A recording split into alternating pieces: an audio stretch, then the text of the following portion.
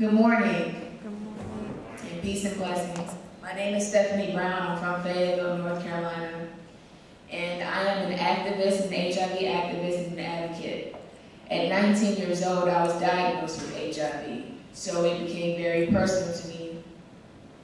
And what always gets me is the major switch between someone telling you that you're negative and then someone telling you you're positive. That positive, that one word switches everything around for the rest of your life. From there, of course, it was I was going to school at Fayetteville State. Let me start with that. Going to school at Fayetteville State. A student, just entered into my sophomore year, was finishing up my freshman year when I found out and I was diagnosed. How I became diagnosed was unprotected sex. I had acknowledgement that the man took off the condom, didn't say anything, and I have not seen that man ever since January 2006 when we had sex. He's not from Fayetteville, he's from Scotland County. I have no clue where he's at. I don't know if he's getting treatment. But I couldn't focus on that. The only thing I could focus on was now, what do I do next? I have this for the rest of my life. The first thing that pops up in my mind when I first get diagnosed is just tell me how long I have to live. Because that was the only thing I knew about AIDS. I knew that you died. I knew it was the death sentence. And I knew that positive meant yes. That was it. So with the lack of education that I had, of course, it was ignorance. Like I said, I thought it was a death sentence. The depression started to kick in. Started to feel like I was by myself because I didn't know anyone else that was positive. I had to be my own advocate. I had to be my own activist when I didn't know anyone else that was positive. So from there, I had to make a decision to live. I had to tell my mother my diagnosis, and of course, that was harder telling her than me actually finding out my diagnosis myself. When I started speaking downtown Fayetteville at a CPO, and I started telling my story inside of the jail and in the community, in the local jail and in the community.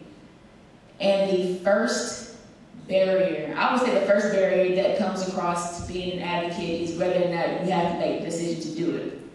That's the first thing. Once you make that decision to do it, you will come across people who, when you talk about testing, don't want to hear about it. When you talk about HIV, do not want to hear about it. So when I started speaking inside of the jail, that was the first thing I encountered. I had men who were murderers, rapists, sex offenders, all 9 yards, women and men. And they wouldn't even come in the room with me when I would share my story. They would not sit next to me. You had a lot who did know they had reality when it came to HIV because they either had a family member who was living with HIV or they were living with it themselves. I was told I was an actress coming in because of how I looked. I didn't look sick. I was accused of probably many things that I still don't know to this day, but in front of my face, I was discriminated against. And that didn't become too much of a barrier for me because that made me push even harder to start speaking and start acting against this virus. For me to let people know that I'm still human.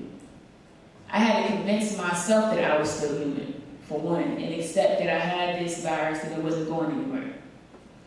Two, I had to accept the fact that I have to tell somebody this. I can't keep this a secret. I refuse to keep this a secret.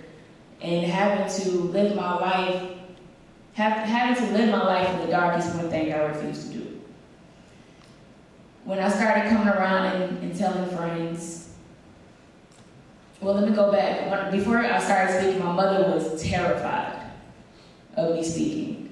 She heard that she knew that I was working and I was getting paid. But for me to start speaking about my experience living with HIV, she was in her era when it first came out. So of course that natural fear was definitely there. She was worried and scared half to death about the reactions I would get from other people.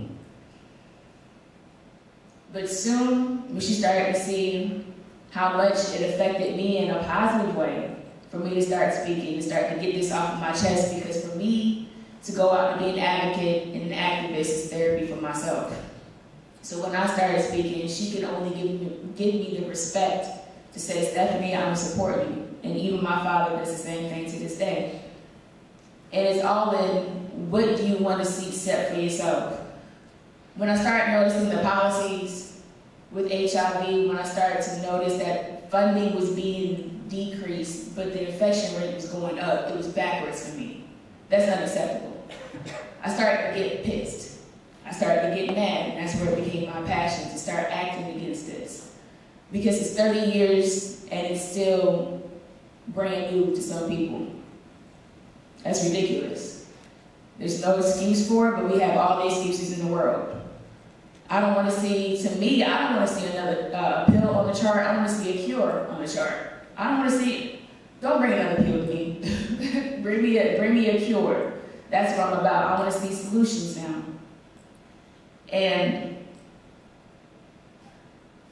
I had to start being understanding to those who don't have the education, what I call ignorance, the stigma, in which I call ignorance. The lack of education, I had to be understanding to those people who didn't have that education. Prime example, I was out in the community one day and we were testing outside in the park. It was a beautiful day. There were a lot of guys at the basketball court. There was some kind of event going on. It was a park filled with people. And I'm sitting there and we're holding the testing, and while testing takes place, I was sharing my story. And we were out there and I started sharing my story with a guy who was sitting off to the side waiting to get tested. And there was one that was already sitting in the chair getting tested. The one that was sitting in the chair already getting tested, he already heard about my story in the jail. So he already knew what I was about to say. The one that was off to the side, I started telling my story, and the first thing that comes out of his mouth is telling me that I don't need to be around him, for one. Two, this man really started cussing me out, basically. I don't know if it was because he was a little off or what, but the reaction that I got out of him just fueled my fire to even go out there and do this even more, because I seen the reaction that I got from him. And in a way, it put a smile on my face, because that was the person that I needed to convince even more, along with thousands of other people that may have the same view as that man. That was my goal, to get to him. And if I can get to him, I can get to anybody. The way that man was cussing me out, if I can get to him, I can get to anyone. And from there, with me being an activist, I came across, I was part of an MTV documentary with young people living with HIV. I was one of the 3 that the documentary aired on December 1st, 2012. I was able to speak at the White House that week. Came across Dr. Drew. And currently in a campaign magazine, a campaign, Felicia Keys, the empowerment campaign with Greater Than AIDS. So all of this leads to many blessings, but it's still going to be barriers along the way. Do not get distracted against those barriers. Don't let those barriers get to you, because there will be plenty of them. But you have to remember your purpose and your goal for doing this. Everybody has some kind of passion in this room when it comes to HIV. Stick to that passion, stick to that goal, and stick to that point, and stick to what it is, your job. Everyone has a job in here when it comes to ending this epidemic. Just stick to it, know the barriers that are come across, have room for those barriers, because there will be some, and don't lose your focus. Thank you.